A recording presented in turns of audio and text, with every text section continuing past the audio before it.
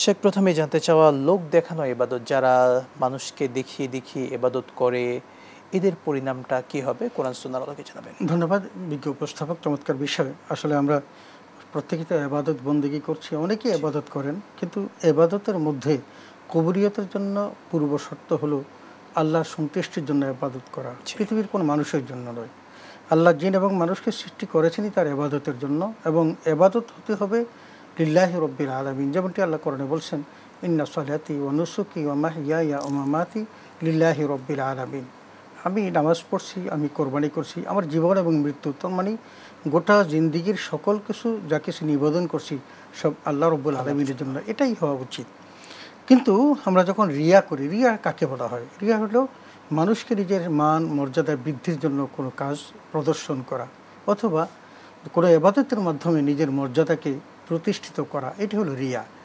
এই রিয়ার যে কি শাস্তি হতে পারে সে কথাটি আল্লাহ তাআলা কোরআনে হাকিমে স্পষ্ট করে বলেছেন। তার মধ্যে একটি হলো সূরা মাউন, দেখুন বলছেন, ফাওয়াইলুল লিল মুসাল্লিন আল্লাযীনা হুম আন সালাতিহিম সাহুন আল্লাযীনা হুম ইউরাউন। এখানে আল্লাহ তাআলা ওই সমস্ত মানুষদেরকে জাহান্নামের ভয় দেখিয়েছেন যারা ইবাদত করতে অলসতা অবলম্বন করে এবং মানুষকে দেখিয়ে দেখিয়ে ইবাদত করে। এই জায়গাতে তিনটা জিনিস হয়। তিনটা জিনিসের মধ্যে একটা হলো তারা আল্লাহর চেয়ে মানুষকে বেশি ভয় করে। যারা রিয়াকার ইবাদতকারী তারা আল্লাহর চেয়ে মানুষকে বেশি ভয় করে।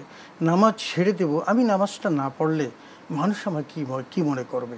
আমি সমাজের একজন নেতা, আমি যদি নামাজে না যাই, সবাই নামাজে গেল কিন্তু আমি বাইরে বসে থাকলাম, মানুষ আমাকে কি করবে? কিন্তু আল্লাহর ভয়টা তার মধ্যে নেই। এক। দুই নম্বর হলো আল্লাহর চেয়ে সে মানুষকে বেশি সম্মান করে। তার মানে মানুষের কাছে সম্মানিত হওয়ার আশাটা থেকে তার খুব বেশি, যেটা হওয়া দরকার ছিল আল্লাহর কাছে। আমি হাজী সাহেব বলবে, আমাকে নামাজি বলবে, আমাকে নিয়মিত 5 ওয়াক্ত নামাজে আমি অংশগ্রহণ করি, এইভাবে বলবে, দানবীর বলবে। অথবা যেমন মনে করেন যে আমি যদি নির্বাচন করি, তো নির্বাচনে দাঁড়াতে গেলে তো আমাকে একটা ফুটফলিও থাকবে, সেই ফুটফলিওগুলো 5 ওয়াক্ত আমি মসজিদে যাই, নামাজ পড়ি, আমি হজ করি, যাকাত দিই। যদি প্রদর্শিত হয়, অন্যকে দেখানোর জন্য হয়, তাহলে সেই ইবাদতটা আল্লাহর কাছে কোনোভাবেই কবুল হবে না। এই জন্য রাসূল আকরাম সাল্লাল্লাহু আলাইহি ওয়াসাল্লাম অনেকগুলো কথা বলেছেন। তার মধ্যে একটা হলো যে রিয়া হলো একটা ছোট আসগরে, শিরকে আসগর। রাসূল আকরাম সাল্লাল্লাহু আলাইহি ওয়াসাল্লামকে সাহাবায়ে কেরাম জিজ্ঞেস করেন, হে আল্লাহর রাসূল, এই শিরকে আসগরটা কি? বলে যে শিরকে আসগরটা হলো এই রিয়া। তার মানে কেউ যদি এই শিরকে আসগর তথা লোককে দেখানোর জন্য ইবাদত করে, শিরকে আসগর করে, পরবর্তীতে সেই শিরকে আকবর তথা আল্লাহর সাথে এই শরীক করতে সে কোনো দ্বিধা করবে না।